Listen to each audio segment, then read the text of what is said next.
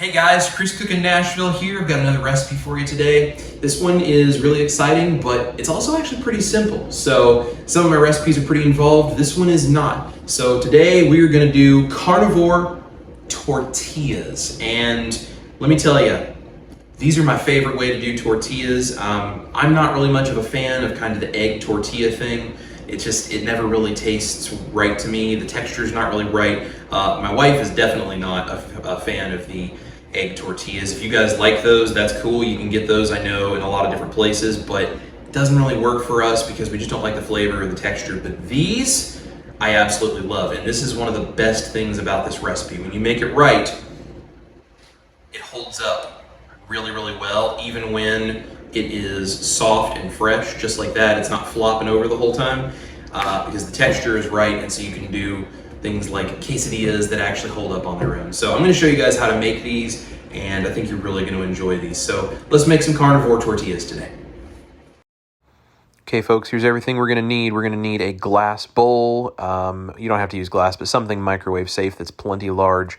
We're going to put a block of cream cheese into that to soften it in the microwave. We then have 2 egg yolks. I have separated out the whites. We're not using the whites in this. And then we're going to have 3 basic powders. We have egg white powder, we have Parmesan cheese, and we have beef gelatin powder as well. And then we're also going to add in pork rind crumbs. Okay, now the pork rind crumbs are optional, but they are very, very good texturally. And then we're going to use some heavy cream and a little bit of water. That's going to be all of our ingredients. So let me show you how we put all of this together.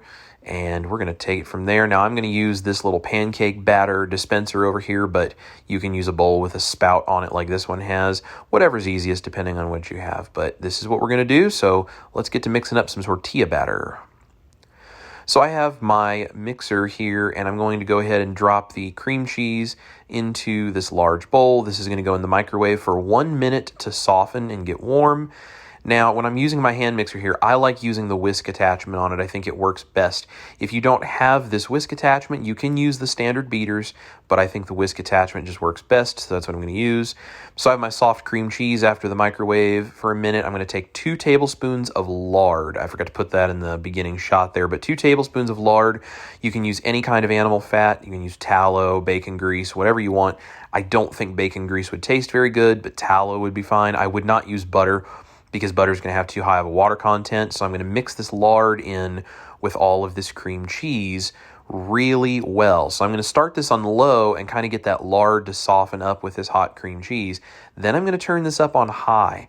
And what I want to do is I want to whip this because I'm trying to whip a little bit of air into it. That's what's going to give us this puffy kind of texture that we're looking for.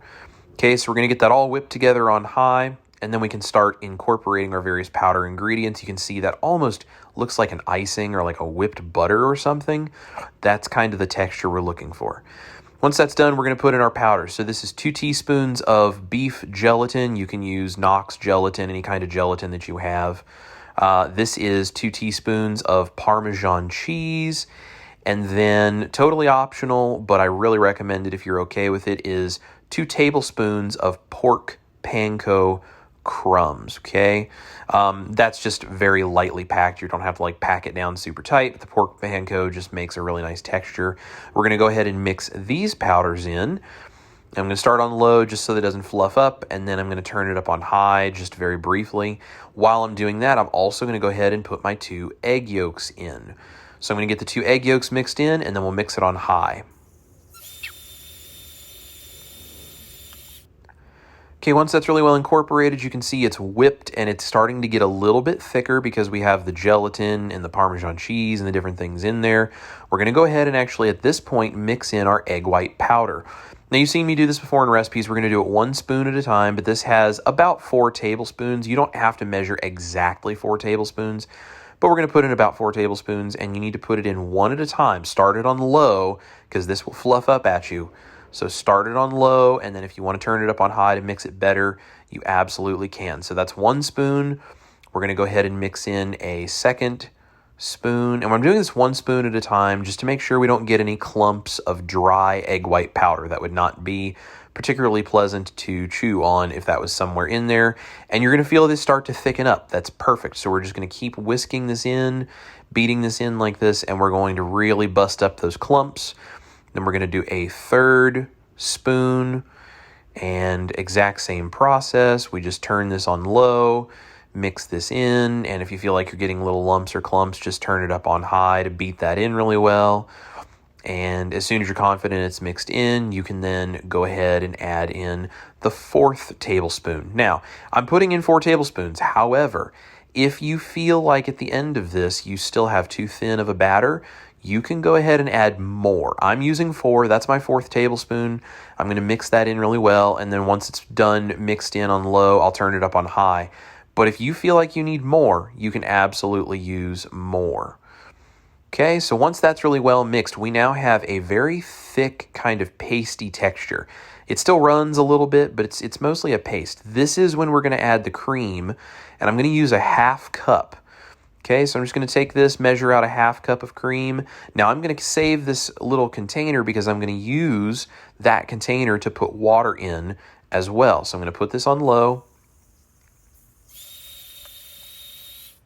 Once that's mixed in and the cream is really well concentrated in there, you can see it's kind of liquidy and flowy, but it is still a little thick. So now I'm going to add the water, and I put that in the same container to wash out some of that cream. I used a 1/4 cup. You want to start with as little water as possible, and then we can increase it as necessary because there's a texture we're looking for. You do not want this too thick, but you also don't want to get it too thin and watery because then it steams and it gets puffy, and you're basically just kind of making really cheesy scrambled eggs at that point. So I'm going to mix this water in, and I'm really going to observe the texture. I'm going to turn this up on high, and I'm really going to blend this in well because I want to know exactly how thick or thin this mixture is. And then if I feel like it's not thin enough, I can add a little bit more water. And if I feel like it's too thin for some reason, maybe I accidentally add too much water, this is the point that I would then add maybe another tablespoon of the egg white powder. Okay, so you can kind of see what mine looks like. It's flowy, it's liquidy, but I think I want it just a little bit thinner. So this is kind of like a thin pancake batter texture. It's a little runny, but it definitely has texture, flows off the spoon, but I want it just a little bit thinner because it's going to thicken up as it sits. So I'm going to add just a little bit more water. That was a couple of tablespoons. I'm just going to mix that in real quickly. And now you can see I have a liquid batter that it is going to thicken up slightly as it sits. I have an 8-inch non-stick skillet. You have to have a nice, clean, dry non-stick skillet. And I'm going to set that on the burner. I'm going to turn this burner on to medium low. Okay, medium low. You do not want this up too high because it will start to burn. So keep that down, especially depending on your stove. This is going to sit here for a couple of minutes and it's going to preheat. While that is preheating, I'm going to take my batter. I have it in this container that has a spout, but just to make myself a little happier here, make things easier, I'm going to put the batter in this pancake batter dispenser that I have that you've seen me use for some other things like butter bites. Okay, so I'm just going to put that in there, fill that up. This will make things easier. If you don't have this, just use a bowl with a spout like I have it in. Okay, and then we're going to come back over here and we're going to put water on our hands and we're going to throw just a little bit of a splash of water in there. If it sizzles, great. If it doesn't sizzle, it's not ready. Sizzling. Good. Yeah, that's the sizzle we're looking for. Okay, I also have a little bit of lard on the end of a pastry brush. It's just a little. You do not need much. This is just the tiniest little bit. Before we do the first one of these, I'm just going to run this around this hot pan just to make sure it has a slight bit of an oil coating. It does not take much. You want just a little to make sure it's not going to stick. You do not want it oily. See, you almost can't even see that there's anything in the pan. It's just a little bit, and I have that brush there just in case I need more. I have my pan preheated. I'm going to bake and flip essentially. So we're going to put this mixture into the pan. We're going to swirl it around. This is very much how you would make something like a crepe if you don't have a crepe pan or one of those kits that actually allows you to make crepes. So I'm just going to put in batter. Now, depending on your pan and how thick you want the tortillas, you have to decide how much to use here. You just need enough that you can swirl it around and put a thin coating, a thin crepe style coating on the bottom of your pan. So I'm going to put that in there, and as it warms up, all of the fat that's in this is going to soften and it's going to run. Okay, so you just want to coat the bottom of the pan, and it's going to take about 1 minute. And then what you're going to see is around the top, it's going to start looking a little drier. It's not going to look so liquidy. There's going to maybe be some little bubbles. And you're going to take a spatula and kind of just gently poke the edge. See how the edge is lifting up? It's ready to lift up from the pan, which means it's time to flip it. Okay, so you can get your spatula underneath of it like that, gently. These are delicate right now. Flip that over, and then we're going to cook the other side for about a minute as well. After everything has cooked on that side, you're going to see it starts to raise up on the edges, and then those edges are actually going to settle back down as it finishes cooking all the way through. You can kind of push it just like I am here, make sure those edges have been pushed down against the pan, just to make sure there's no undercooked bit of the tortilla that's still wet or that might stick to the spatula or stick to the cookie sheet we're going to put these on or anything like that. And when it's ready, see, you can flip it over. There you go. You don't have to flip it in the pan in that way, but I just do that to show you that. We're going to drop this onto a cookie sheet because this cookie sheet's going to end up going in the oven. That goes out of the way. Our pan goes back onto the burner, and we repeat the process. Now, if you need more oil, that's fine. I don't. Unless it starts to stick, don't use any more oil. Only use more oil if it starts to actually stick to the pan. So again, we're going to go back in here. We're going to add batter to the pan. I'm kind of doing it in a little circular motion there because I want to try to spread this as evenly as possible. The more you do this, the better you get at it and the rounder and prettier your tortillas become. But, you know, even if they're a little jagged on the edges and stuff, they still taste fantastic. So it really doesn't matter that much. After about a minute on that side, you can see the edges are starting to lift just slightly. They may even brown a little bit, and it's going to be time to flip it. So we're going to grab the spatula. You can kind of see it looks dry on top. Gently poke the side. You can see it all comes away from the pan. We flip it over, and we cook it for about a minute on the second side, just the same way as we did the other one. Once that's done, okay, you can see that first side looks a little bit more like a crepe, but the second side looks a lot more like a tortilla. That one's done. That goes onto the cookie sheet. Now, I got 10, 11 or so of these out of this batch. You can get up to 12 or even 14, depending on how thin your batter is. But once they're done, lay them out on a cookie sheet, spread out just like this. Make sure you have an oven set to 200 degrees Fahrenheit. And then we're going to put these in the oven for about 30 minutes at 200. Now, if your oven runs a little cold, you can do 225. And then 30 minutes later, they are going to come out, and you can see the edges have curled slightly. This has dried them. I'm going to let them sit and cool, and they're going to sit on this cookie sheet for about an hour to 2 hours in the open air to cool and dry out. And once they have sat and cooled, that gelatin firms up, and they've dried out some so you can handle them. And look, they fold and they look fantastic. They're really very much like a tortilla. And do you see how you can hold it up and it doesn't just flop over? It has all the texture you need.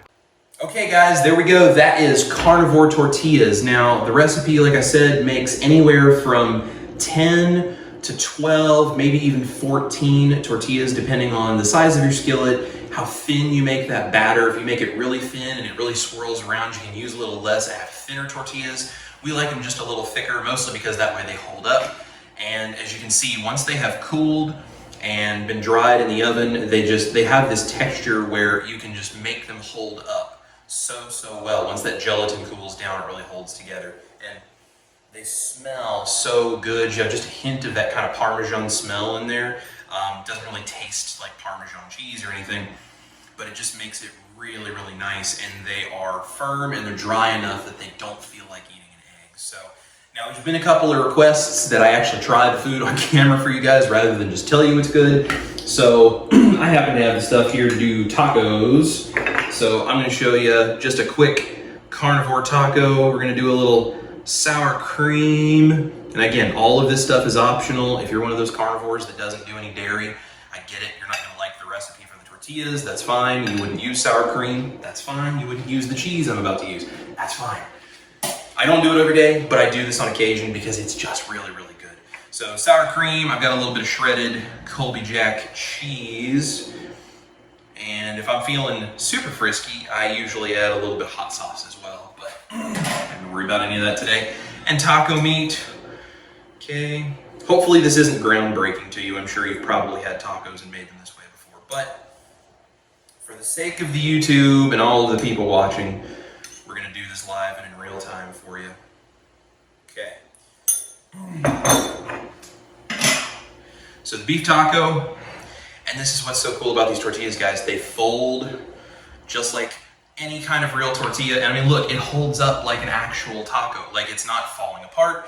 It's not all just dumping out of the sides. You can squeeze it, you can grab it, you can be confident with it. So anyway, here's to you guys.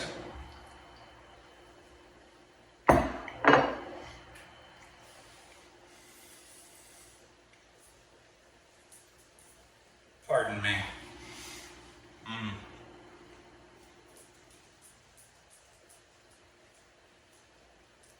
So good. As my mother says, I've never taken small bites. It does not taste like eating an egg. It does not feel like eating an egg. It feels like eating and tastes like eating a beautiful, wonderful, soft tortilla. It's fantastic. Now, if you put it side by side with an actual flour tortilla, sure, there's going to be some differences because there's no flour in this. But it's really, really close. And I think my wife said it best. When I finally got this recipe right, she tasted it and she said, you know, if I went to a restaurant and you gave me this, I would just kind of think it was like a different recipe of a tortilla. Maybe I would think that it was like made with something like butter or something instead of lard, or, you know, the kinds of fats that would normally be used in a Mexican restaurant to make a tortilla. She was like, with the texture and the flavor, I would never question that it was just some kind of tortilla. And she does not like the egg replacements for things like this. So that's why I have her try all of these recipes before I give them to you guys, because if she approves, I know it doesn't taste like an egg. So guys, that's the carnivore tortillas. I really appreciate you watching, and I'm going to now finish this rather rapidly because it's very, very good. Thank you guys for watching. If you would like to support the channel, the Patreon and the shop are down below. If you don't want to do any of that, that's totally cool. But if you can leave me a thumbs up if you like the video, and comment below, let me know what you're going to do with these tortillas. You're going to do taco nights, you're going to make quesadillas. Like, what are you guys going to do with them? And just say hello. Let me know maybe where you're watching from if you're new to the channel. Subscribe if you haven't already, because that kind of stuff just helps out so much with the channel. And I just really appreciate you guys. I love doing this for you, and I hope that you guys are enjoying these recipes. So thank you guys so much for watching. I hope you have a fantastic day. This is Chris cooking Nashville. Eat your meat, love your life, and I'll see you in the kitchen on the next one.